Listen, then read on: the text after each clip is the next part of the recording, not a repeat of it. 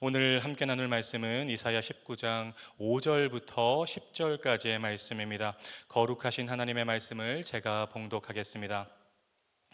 바닷물이 없어지겠고 강이 잦아서 마르겠고 강들에서는 악취가 나겠고 애굽의 강물은 줄어들고 마름으로 갈대와 부들이 시들겠으며 나일 가까운 곳 나일 언덕의 초장과 나일강 가까운 곡식밭이 다 말라서 난려가 없어질 것이며 어부들은 탄식하며 나일강에 낚시를 던지는 자마다 슬퍼하며 무리에 그들을 치는 자는 그물을 치는 자는 피곤할 것이며 세마포를 만드는 자와 배 짜는 자들이 수치를 당할 것이며 그의 기둥이 부서지고 품꾼들이 다 마음에 근심하리라.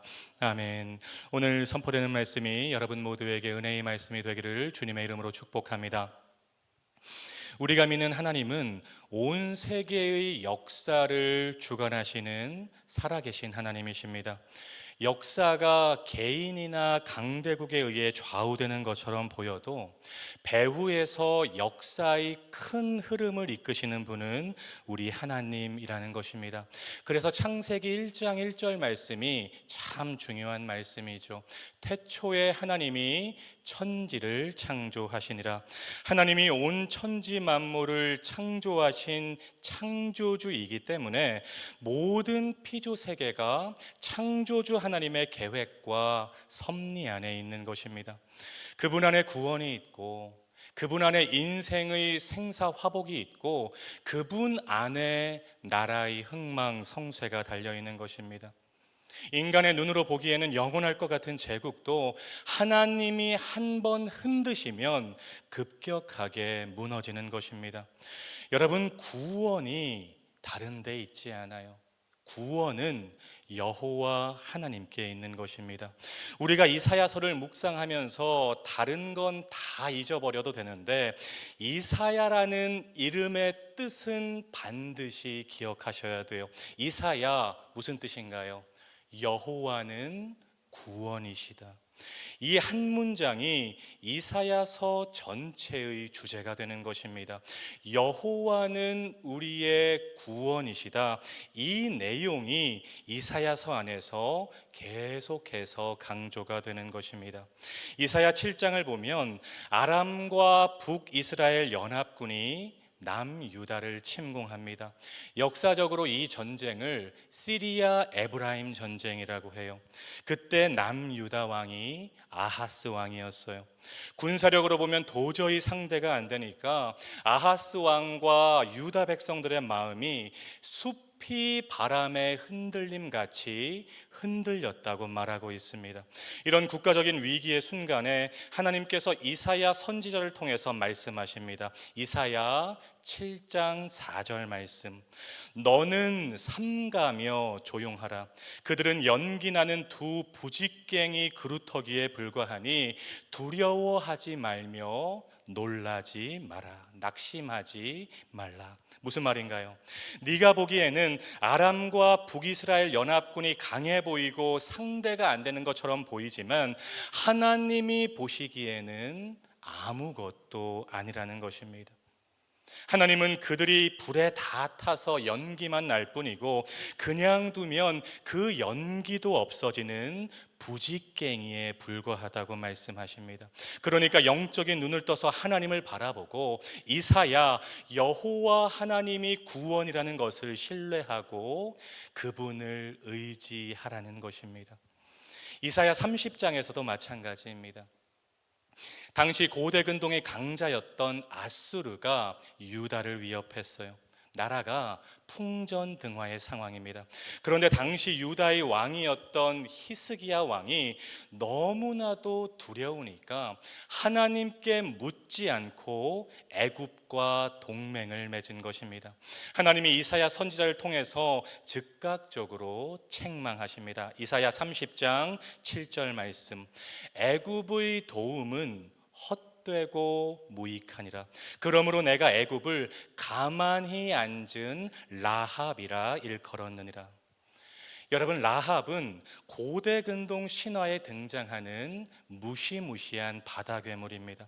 그런데 그 라합이 가만히 앉아 있대요. 무슨 말인가요? 맥을 못 쓰는 라합이라는 말입니다. 애굽이 공수표를 남발하면서 주변 국들에게 강대국인 척을 했지만 정작 도움이 필요할 때는 도움이 되지 못하는 맥을 못 쓰는 라합과 같다는 말입니다. 쉽게 말하면 유다가 썩은 동아줄을 붙잡았다는 것이죠. 그리고 7장에서와 비슷한 말씀을 하십니다. 이사야 30장 15절 말씀.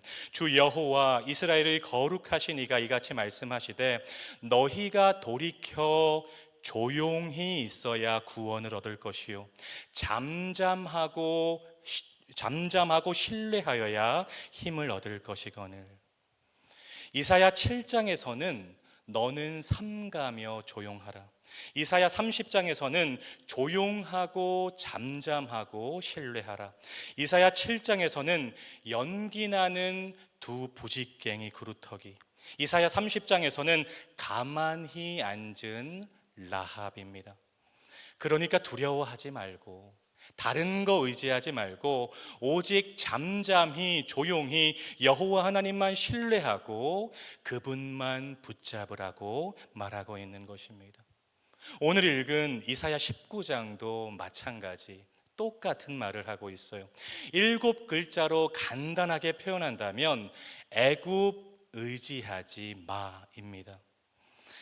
여러분, 지금 세계에서 초강대국 하면 얼른 떠오르는 나라가 있죠. 어떤 나라가 떠오르나요? 바로 미국입니다. 군사력도 경제력도 세계 1위인 나라입니다. 모든 나라가 미국의 눈치를 봐요. 트럼프 대통령이 한마디 하면 전 세계가 들썩거립니다. 그런데 지금으로부터 약 2700년 전에 애굽이 바로 그런 나라였어요.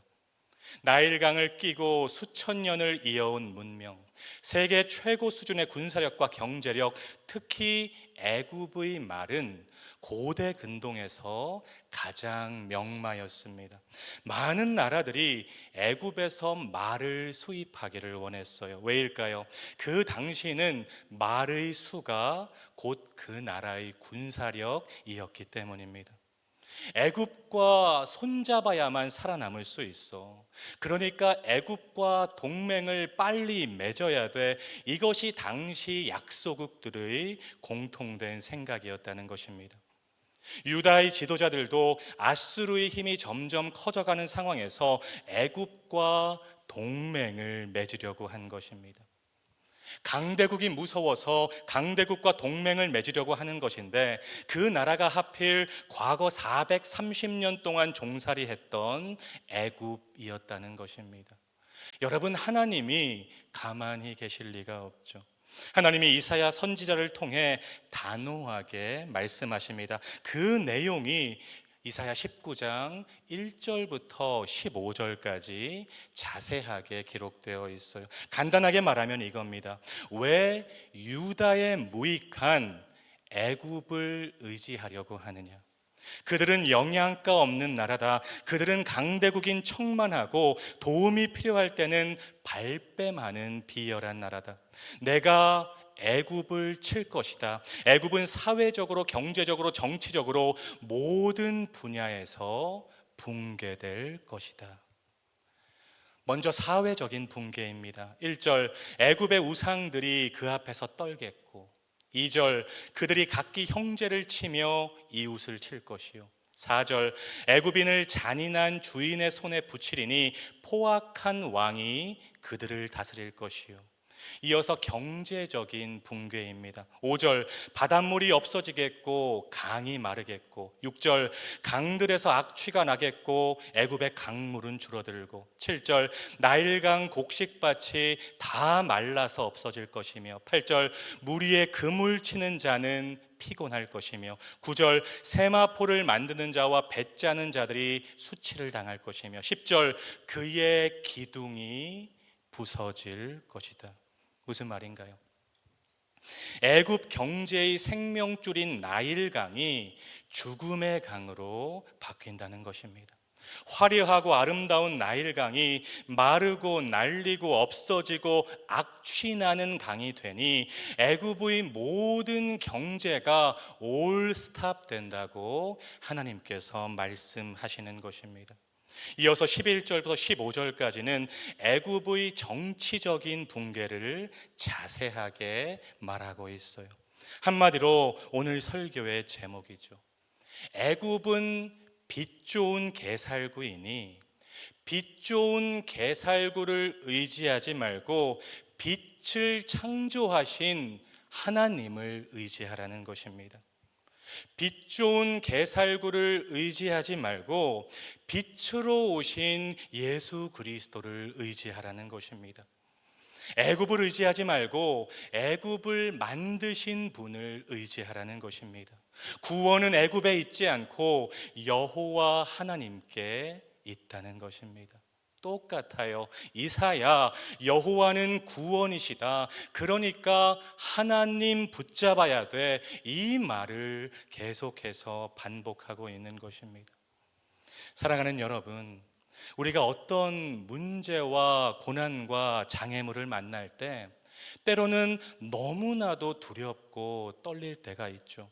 그래서 주변에 있는 크고 작은 애굽과 아수르를 붙잡고 의지하고 싶을 때 오늘 새벽 말씀을 꼭 기억하셨으면 좋겠습니다.